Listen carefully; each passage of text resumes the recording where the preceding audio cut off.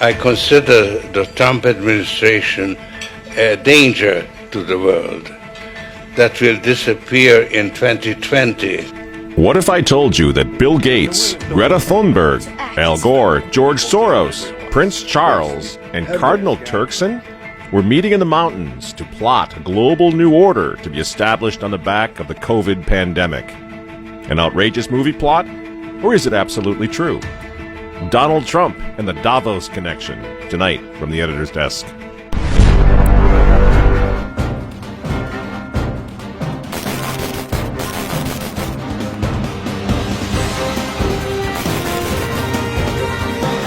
Hello again, ladies and gentlemen. Michael Matt coming to you once again from the offices of the Remnant newspaper. Here's something you're not apt to hear on mainstream media. Of the 18 million people in the world who've been infected with the coronavirus, 10.6 million have recovered. This is according to the latest figures from Johns Hopkins University. In other words, the vast majority of COVID patients fully recover. This doesn't even factor in the millions who've contracted it, recovered, and didn't even know they had it. Friends, we need to have a talk. I mean, let's be really clear right from the outset. COVID-19 is not a hoax, okay? Worldwide, over 650,000 people, mostly elderly, have succumbed to it. This is not a hoax. Even with skewed death reporting, which we know is going on all over the place, this is a very serious virus. But so was the H1N1, the swine flu of 2009, which claimed the lives of 500,000 people. So was the Hong Kong flu of 1968, which claimed the lives of up to 4 million people. Flu is a nasty business. Now, do you remember these previous epidemics, pandemics? Probably not. Why? Because the media didn't freak us out over those. The country wasn't shut down. Healthy people were not quarantined. Schools weren't closed. Church services weren't canceled. Why not? Because COVID is a thoroughly politicized virus. And we're getting conflicting recommendations from the experts that get just a little more absurd every week.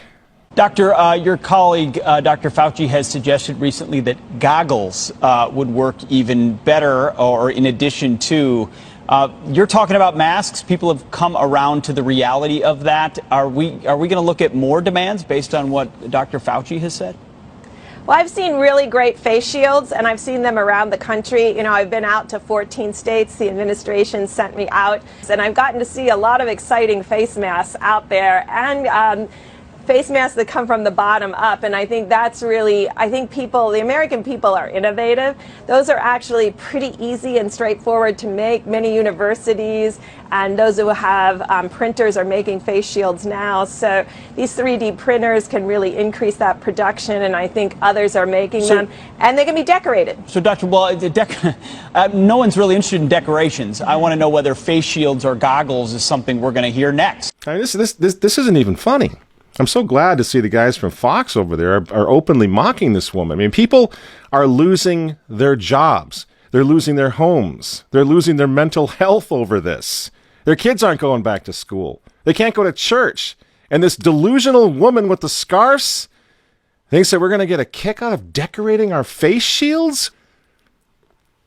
This is day 170, I think, of the 15 days to slow the spread, Dr. Birx. Do you have any idea of what the hell you're talking about? Because it changes all the time. No wonder nobody takes these people seriously anymore. And so here's the thing, friends. We need to get very serious about it. We need to have a serious conversation about it. Here at the Remnant, we've been saying since March, since the outset of this thing, that it's not the virus that we're questioning. I don't want to get the virus. I know you don't. I know some of you have lost loved ones or friends or whatever from the virus. I've known quite a few folks now who've gotten it. I don't know anyone who died. Everyone who I know, thanks be to God, has recovered. But it was never the virus that's the problem. It's the political exploitation of the pandemic, the COVID pandemic, that really, really must give all of us now serious cause for concern about the future. They're not playing games here. This isn't going anywhere. This isn't going away. And don't take my word for it. I wouldn't expect you to do that anyway. Let's talk about Davos, Switzerland. Here's where the leaders of the world are admitting exactly what I'm saying, that this is a Trojan horse.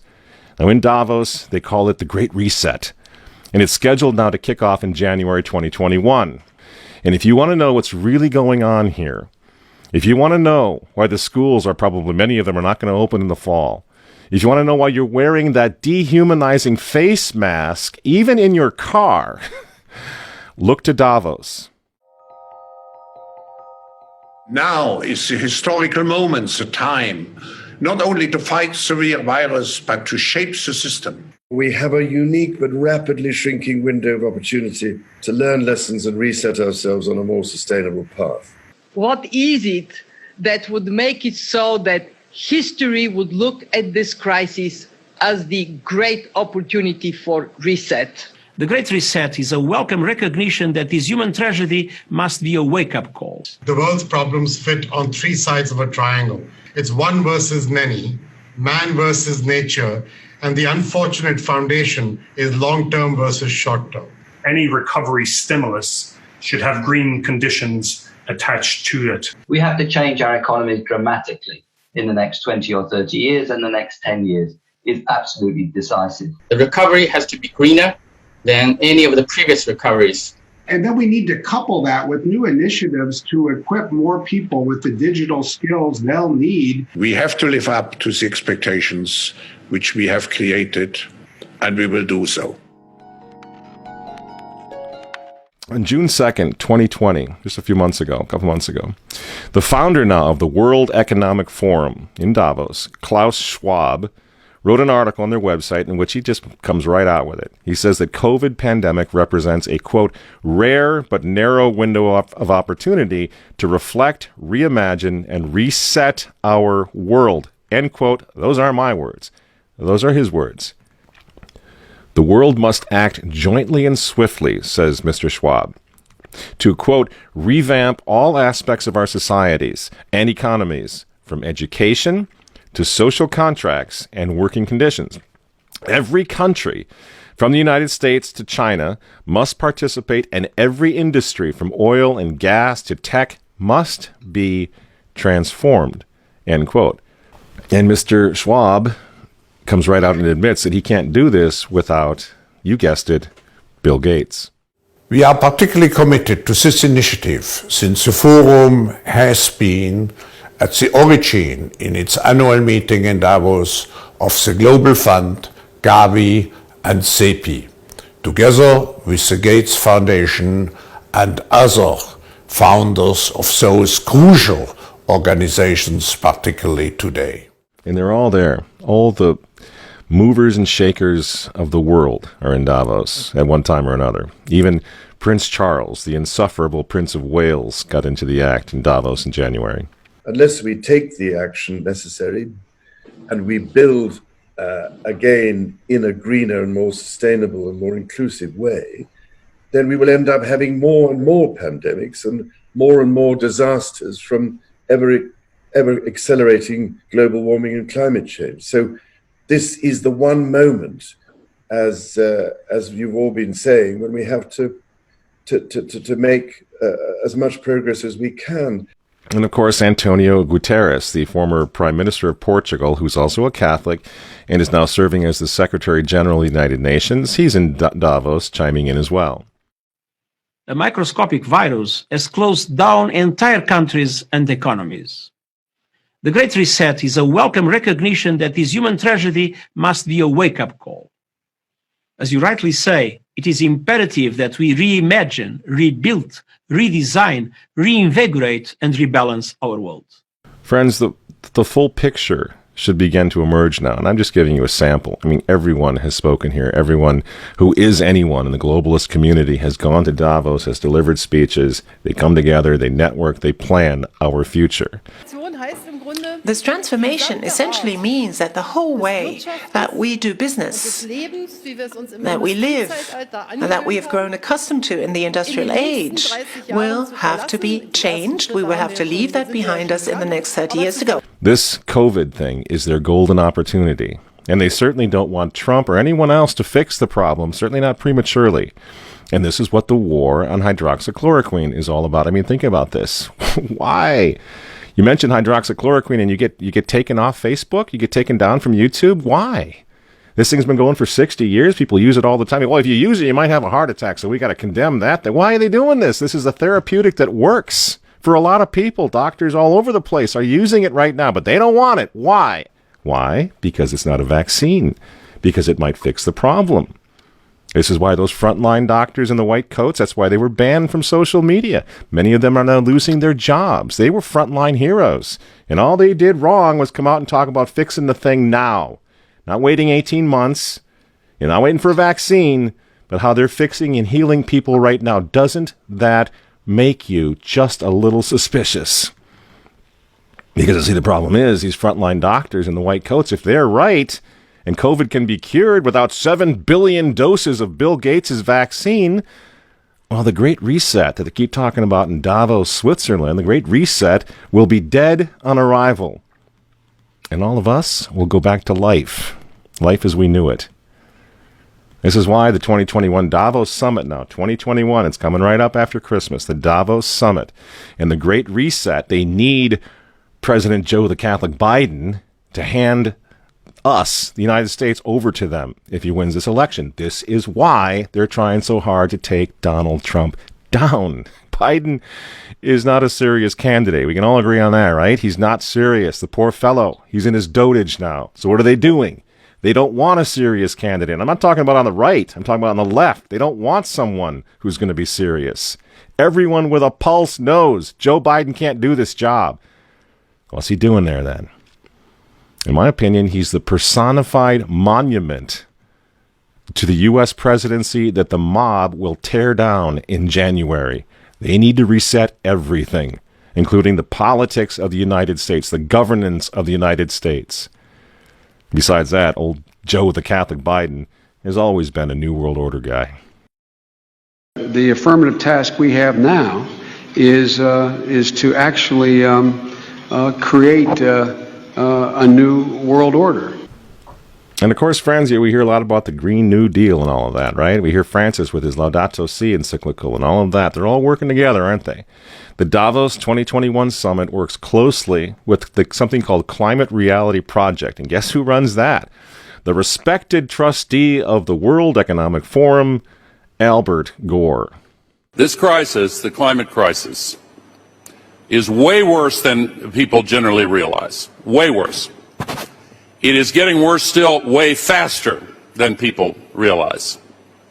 The burden to act that is on the shoulders of the generation of people alive today is a challenge to our moral imagination. But this is Thermopylae. This is Agincourt. This is the Battle of the Bulge. This is Dunkirk. This is 9/11. We have to rise to this occasion. I can't believe this guy is still knocking around. It's unbelievable. It's like a spoof, isn't it? It's Al again.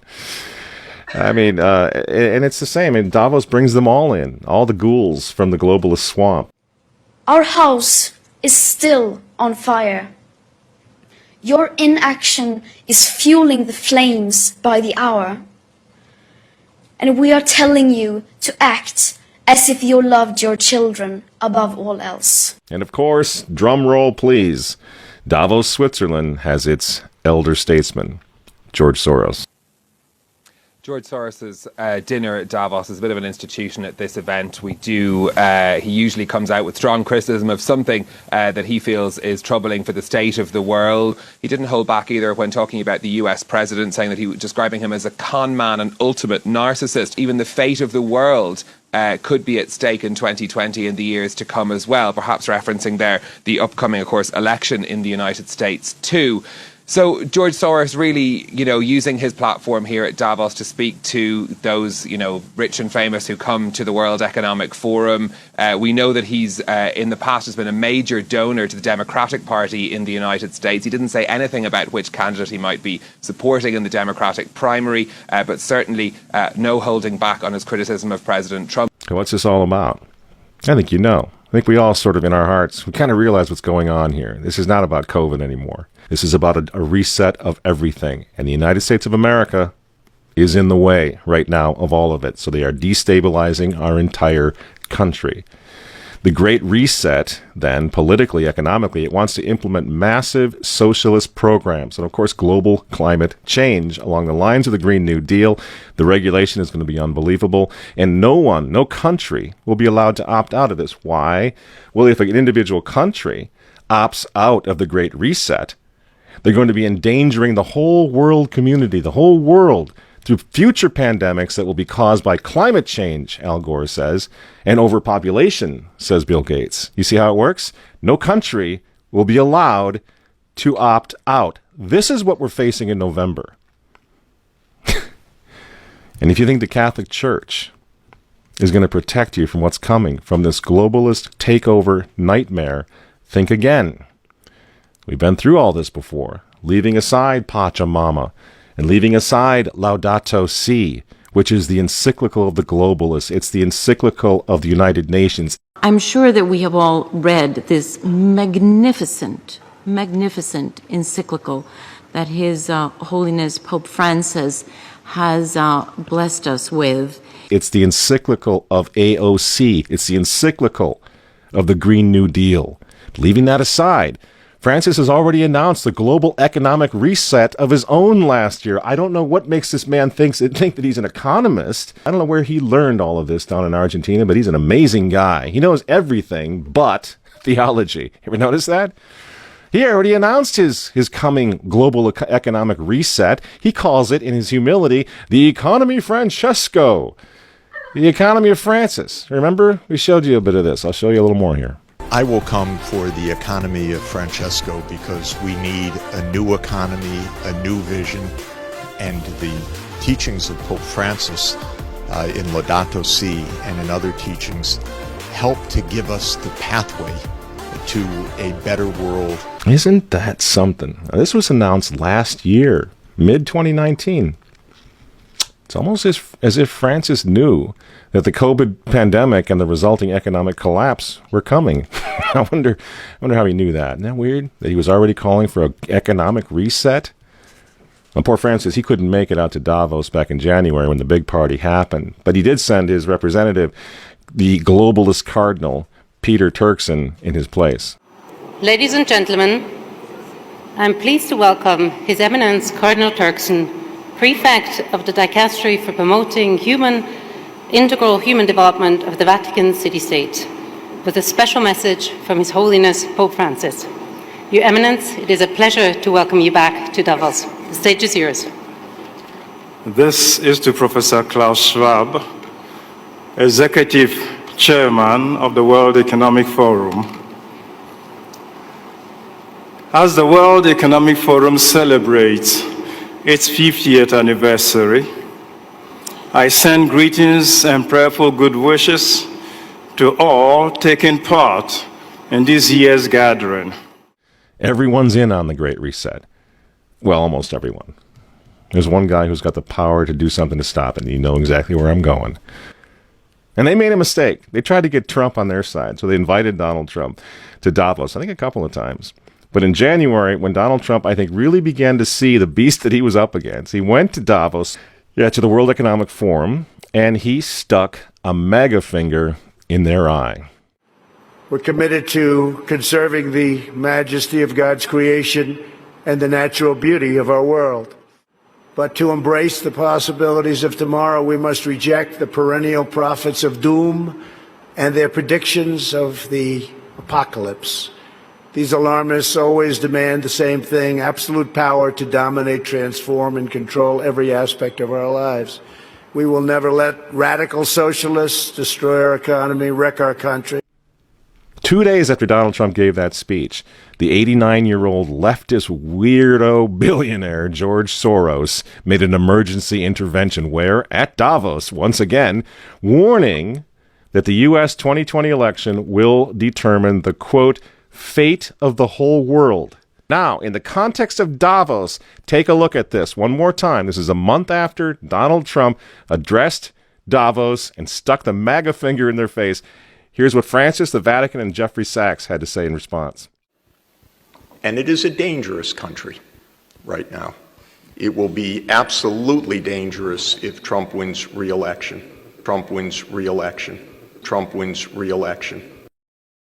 Francis invited this guy to the Amazon Synod as an honored guest and advisor. He's also Bernie Sanders' advisor. What's he doing in the Vatican? Why is this guy who's a promoter for socialist, out and out socialist, Bernie Sanders, what's he doing advising the Pope? Why does he have entree to the Vatican, friends? Sachs supports abortion and contraception, but that's not a problem for the Vatican. For the Vatican, for Pope Francis, and for his friends at the UN, Donald Trump is the problem, obviously, friends. Clearly, I consider the Trump administration a danger to the world, but I regard it as a purely temporary phenomenon that will disappear in 2020. Do you get it? Do you see why there's so much hate for Trump? Because with all of his faults, again, he's the capitalist. He's not the globalist. He never will be one of them, which is why he pulled the United States out of the Paris Climate Agreement. Donald Trump pulled the United States out of the World Health Organization. That's Bill Gates and company. And now he's threatening to pull the United States out of the World Trade Organization. People say, yeah, well, Donald Trump got married twice. He's a bad guy. Really? He's right in the face of the demons on this, friends. Nobody ever said he was a saint. He's knocking the sacred cows of the United Nations down all over the world right now. The General Assembly routinely votes 185 against the United States on almost everything right now. And you remember, speaking of the United Nations, in November of 2019, again, right before COVID landed, Trump went to the UN, on the floor of the General Assembly, and he declared war on globalism. Wise leaders always put the good of their own people and their own country first. The future does not belong to globalists. The future belongs to patriots. And shortly after the speech at the UN, Donald Trump delivered, what do you think happened? The coronavirus was unleashed on the world, and Trump's booming U.S. economy went on life support. Do you think that was an accident? So when they tell all of us to stay home, wear your mask so grandma doesn't get sick, please understand what's really going on here. They don't care about your grandmother. They don't care about old people, these people. They don't care about babies. They want them aborted so that they can save the common home.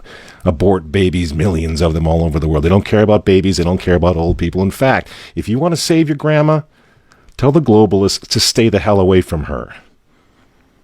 You remember how some of them, like Cuomo and characters like this, were running COVID recovering patients through nursing homes? That's how much they care about grandma. And the name of the game now is to bring the United States economy to its knees, get it out of the way, so that everyone will want the Great Reset. Make the new normal so intolerably abnormal that even you and I, maybe, at some point in the near future, will be begging for the vaccines because we'll be driven crazy by that point. Begging for whatever else is going to keep us safe according to our jailers and our handlers and our zookeepers. You see? That's what they want. That's why they keep using this term, new normal. You know what we do to fight back? Go to work. Go back to school. If you're healthy, take off the mask. And for heaven's sake, go back to church and pray that Trump wins in November. That's what the reset was on. That's what the Russia hoax was all about. That's what the impeachment hoax was all about. Don't you see? For 4 years, I've been trying to stop this man because if he strengthens America, if he makes it great again, if he brings the economy back again, the reset won't happen. The New World Order is going to be set way back. Who knows when they're going to have another COVID opportunity like this one again, and they know it. So ask yourselves why they hate this man. These folks, these men, they hate God. They hate the unborn. They hate the traditional family. They hate you. And they hate Donald Trump, whose political opponents, by the way, right now are knocking statues of saints to the ground. They're beating up cops, and they're burning flags. You say you don't like Trump. I'm sorry, friends, but who cares? That doesn't really matter anymore. What you think of Trump's personality or his tweets. Look at the big picture. The choice is simple, friends. stand with America right now, or fall with the New World Order in the not-so-distant future. There's no other choice. I'm Michael Matt for Remnant TV, and we'll see you next week.